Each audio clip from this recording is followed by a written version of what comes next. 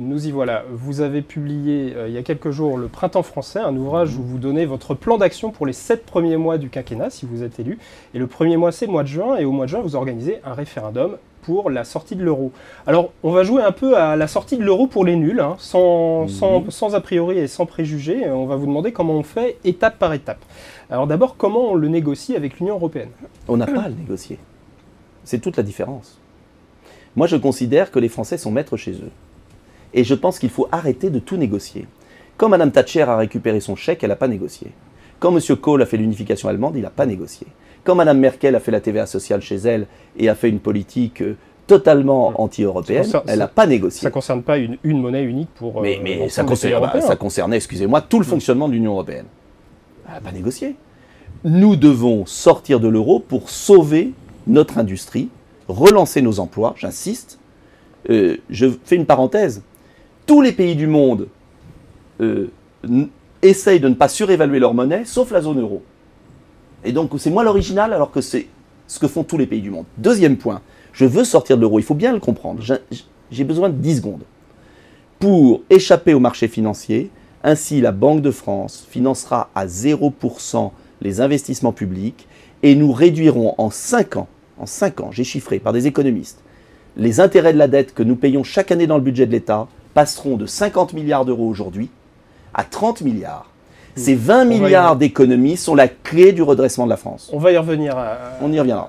À la suite. Mais on continue notre plan d'action. Comment sera fixée la valeur de la monnaie? Par qui? Mais la valeur, elle est fixée sur les marchés, comme pour la monnaie suédoise, comme la monnaie du Danemark. On oublie de dire aux Français qu'il y a 10 pays dans l'Union européenne qui ne sont pas des pays fascistes, qui ne sont pas des pays dangereux, qui ont leur propre monnaie. Alors, pourquoi la Suède a 4% de croissance cette année? Pourquoi la Pologne a de la croissance? Pourquoi des usines commencent à se réimplanter en Angleterre et que M. Cameron, d'ailleurs, tient tant au sauvetage de l'euro? C'est parce que lui, il a dévalué sa monnaie de 20%. Et que nous sommes arrimés à la monnaie allemande, en fait, et qui est trop chère pour notre compétitivité. Parce que nous sommes obligés d'emprunter sur les marchés financiers.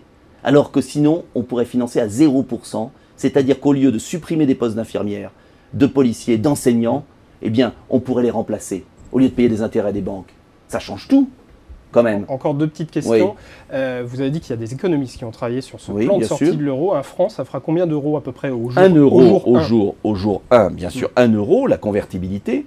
Et ce qui est prévu d'ailleurs, certaines banques ont fait des études, Nomura notamment, et d'autres, qui ont montré très bien qu'est-ce qui se passerait. Ce que tous les économistes sérieux, et certains prix Nobel d'ailleurs, Stiglitz et d'autres disent, très simplement, l'euro-marque se réévaluerait de 20%, l'euro-franc resterait au niveau de la moyenne des pays de l'euro, et l'euro-lire et l'euro-drachme dévalueraient énormément.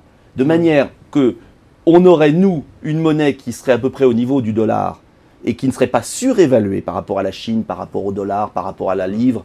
On aurait une monnaie qui correspondrait à la moyenne des monnaies mondiales, et c'est l'euro-marque qui se réévaluerait. Alors évidemment, ça va gêner. Ça va gêner qui?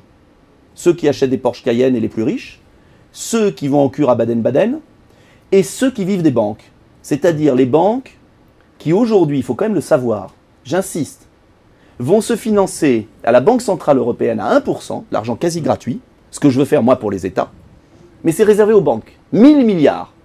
La Banque Centrale Européenne a prêté 1000 milliards aux banques privées à 1% d'intérêt. Et ces mêmes banques vont escroquer, racketter les États à des taux d'intérêt qui s'échelonnent entre 2,5% et 20%. Eh bien moi, je veux changer cela. Et c'est la clé pour l'avenir.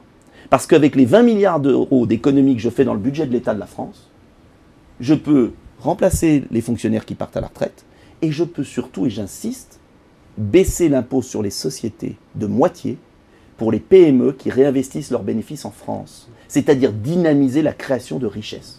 Dernière question sur cette sortie de l'euro. Quel serait votre calendrier? Quand est-ce qu'on pourrait à nouveau payer en francs? Oh, il faut 3 mois. Vous savez combien il y a de pays qui sont sortis d'une union monétaire depuis 1945?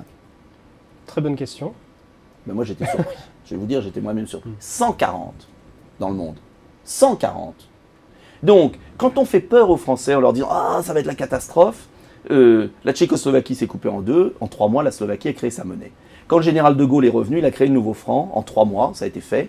Les exportations ont redémarré. Le budget a été en équilibre.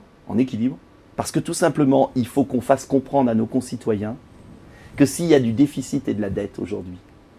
C'est parce qu'on a perdu 1 million d'emplois industriels liés à une monnaie surévaluée, liés à une concurrence déloyale, liés à des charges trop élevées. Alors, Donc la dette, elle vient des manques de recettes de l'État. Elle ne vient pas de l'excès de dépenses.